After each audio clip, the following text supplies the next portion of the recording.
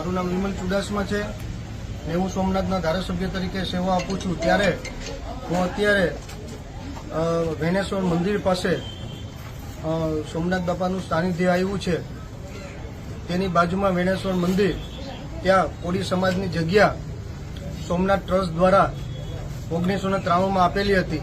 એ સ્થળ ઉપર બેઠો છું। કાલે સરકારી તંત્ર દ્વારા આવીને અહીંયા કહેવામાં આવ્યું, કારણ કે આ કોળી સમાજની જગ્યા ટ્રસ્ટ દ્વારા 1993માં આપેલી હતી અને એ ટ્રસ્ટનો ઠરાવ પણ છે અને એ ટ્રસ્ટનો ઠરાવ છે એટલે વર્ષોથી આ જગ્યા કોળી સમાજ પાસે હતી। એમાં સમાજના લોકો બીમાર ગાયો છે એની સેવા પણ કરતા અને રામદેવ પીર બાપાનું મંદિર પણ છે। એ તંત્ર કાલે જબરજસ્તી આવી અને ગાયોને ભરી ગયા, 50 જેટલી ગાયોને, હજી 50 જેટલી ગાયો છે।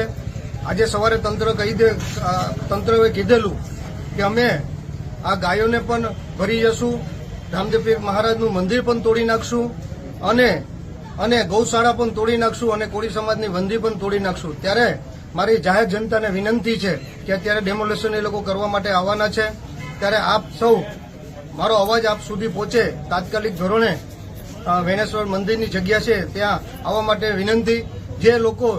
જે લોકો ગાયોને માનતા હોય, ગૌશાળાને માનતા હોય, જે કોળી સમાજને માનતા હોય ને જે રામદેવ પીર મહારાજને માનતા હોય, ત્યારે તમામ સમાજના લોકોને મારી વિનંતી છે કે અહીં આવો અને આ તંત્રની સામે જે ખોટી રીતે કોઈ નોટિસ આપવામાં ન થઈ એમ બધાને નડતરરૂપ થતું હોય, આજે આ તોડ્યું છે, કાલ બીજા સમાજની પણ વંડીઓ તોડશે।